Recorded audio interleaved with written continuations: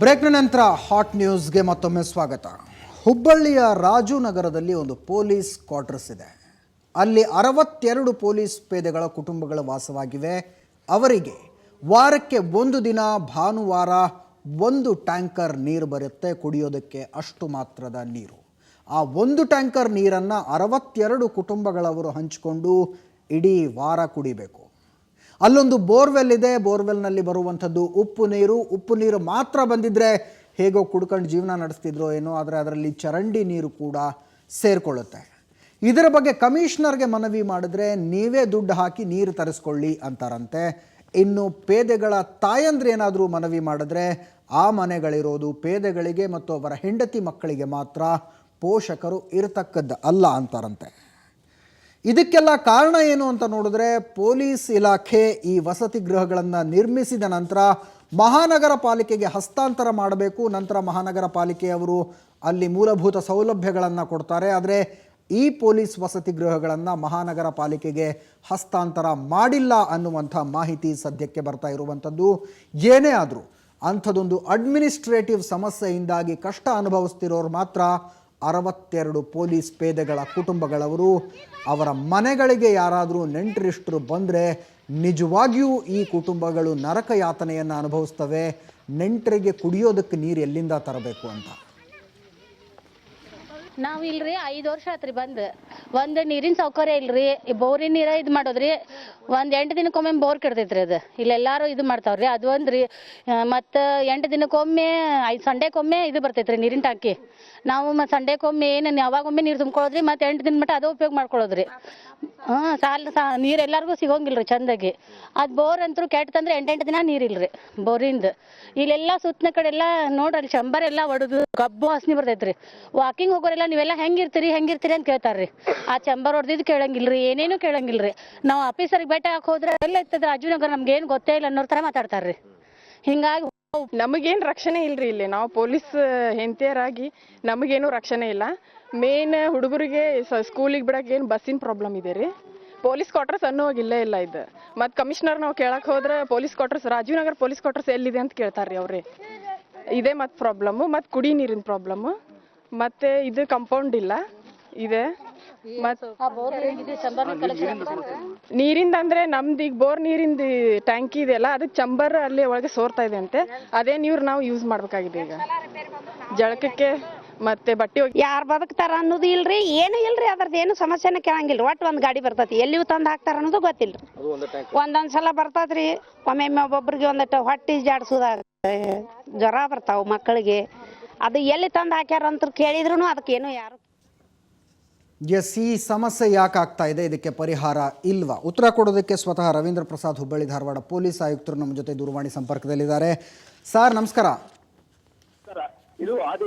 Sir ಈ police ಕುಟುಂಬಗಳವರು ಏನು AC ರೂಮ್ ಕೇಳ್ತಿಲ್ಲ, ಓಡಾಡೋದಕ್ಕೆ ಕಾರ್ ಕೇಳ್ತಿಲ್ಲ, ಪ್ಯಾಕೇಜ್ ಟೂರ್ ಕೇಳ್ತಿಲ್ಲ ಸರ್. ಅವ್ರು ಕೇಳ್ತಾ ಇರುವಂಥದ್ದು ಶುದ್ಧವಾದ ಕುಡಿಯುವ ನೀರು. ತುಂಬ ಕಷ್ಟನಾ ಸರ್ ಅದನ್ನು ಕೊಡೋದು? ಅಲ್ಲ, ಇದು ನೀರಿನದು ಬಹಳ ಅಗತ್ಯವಾದಂತ ದಿನನಿತ್ಯ ಜೀವಕ್ಕೆ.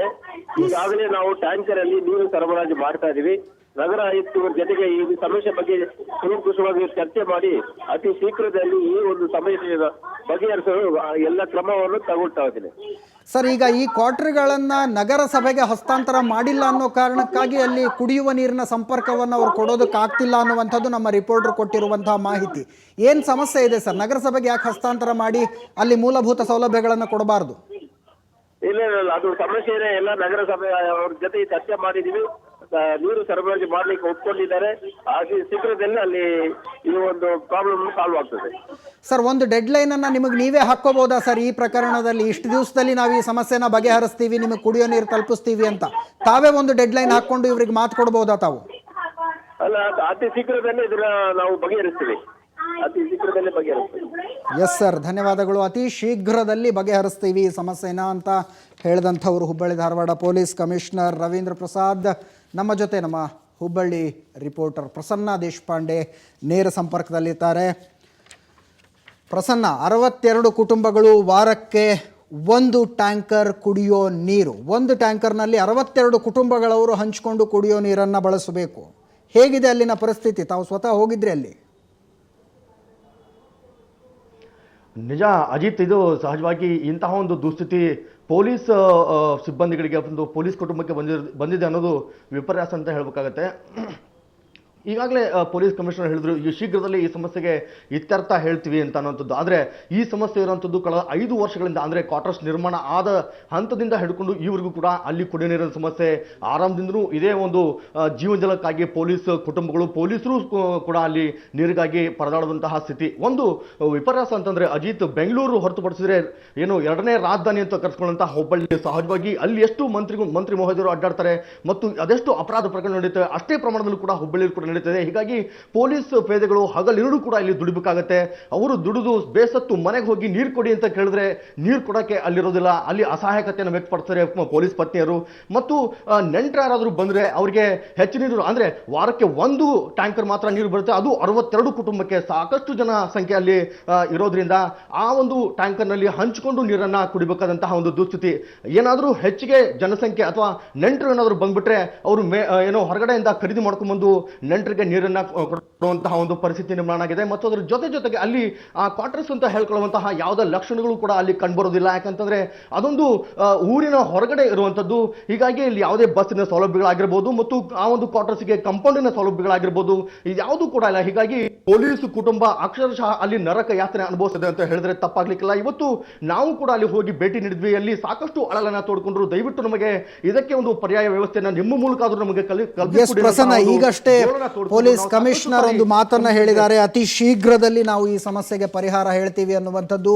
ತಮ್ಮನ್ನ ನಾನು ಕೇಳ್ಕೊಳ್ಳೋದು, ನಿರಂತರವಾಗಿ ಪೊಲೀಸ್ ಕಮಿಷನರ್ ಸಂಪರ್ಕದಲ್ಲಿರಿ, ಪ್ರತಿದಿನ ಅವರನ್ನು ಸಂಪರ್ಕಿಸಿ ಏನಾಯ್ತು ಈ ಸಮಸ್ಯೆ, ಪರಿಹಾರ ಎಲ್ಲಿವರೆಗೂ ಬಂತು ಅನ್ನೋದನ್ನು ಪ್ರಶ್ನೆ ಮಾಡಿದ್ರೂ ಪರವಾಗಿಲ್ಲ. ದಯವಿಟ್ಟು ಈ ಸಮಸ್ಯೆಗೆ ಪರಿಹಾರ ಹೇಳೋವರೆಗೂ ನಿರಂತರವಾಗಿ ಹುಬ್ಬಳ್ಳಿ ಧಾರವಾಡದ ಪೊಲೀಸ್ ಕಮಿಷನರ್ ರವೀಂದ್ರ ಪ್ರಸಾದ್ರ ಬೆನ್ನು ಹತ್ತಬೇಕು ನೀವು. ಧನ್ಯವಾದ ಪ್ರಸನ್ನ ಎಲ್ಲ ಮಾಹಿತಿಗಾಗಿ. 62 ಪೊಲೀಸ್ ಕುಟುಂಬಗಳು, ವಾರಕ್ಕೆ 1 ಟ್ಯಾಂಕ್ ಕುಡಿಯೋ ನೀರು. ನಾನು ಆಗಲೇ ಹೇಳಿದ ಹಾಗೆ ಪೊಲೀಸ್ ಕುಟುಂಬಗಳವರು AC ರೂಮನ್ನು ಕೇಳ್ತಿಲ್ಲ, ಓಡಾಡೋದಕ್ಕೆ ಕಾರನ್ನು ಕೇಳ್ತಿಲ್ಲ, ಪ್ಯಾಕೇಜ್ ಟೂರನ್ನು ಕೇಳ್ತಾ ಇಲ್ಲ. ಅವರು ಕೇಳ್ತಾ ಇರುವಂಥದ್ದು ಒಂದು ಶುದ್ಧವಾದ ಕುಡಿಯುವ ನೀರು. ಅದನ್ನು ಕೂಡ ಕೊಡದೇ ಇದ್ದರೆ ಖಂಡಿತವಾಗಿಯೂ ತಪ್ಪಾಗುತ್ತೆ ಅಂತ ಹೇಳ್ತಾ ಇವತ್ತಿನ ಹಾಟ್ ನ್ಯೂಸ್ನ ಮುಗಿಸ್ತಾ ಇದ್ದೀನಿ. ಇದು ಆಯಾ ದಿನದ ದೊಡ್ಡ ಸುದ್ದಿಗಳನ್ನು ವಿವರವಾಗಿ ಕೊಡೋ ವಿಶೇಷ ಕಾರ್ಯಕ್ರಮ. ಪ್ರತಿದಿನ ಸಂಜೆ 6:30ಕ್ಕೆ ಪ್ರಸಾರ ಆಗುತ್ತೆ, ತಪ್ಪದೇ ನೋಡಿ. ನೇರ, ದಿಟ್ಟ, ನಿರಂತರ ಸುದ್ದಿಗಾಗಿ ನೋಡ್ತಾ ಇರಿ ಸುವರ್ಣ ನ್ಯೂಸ್.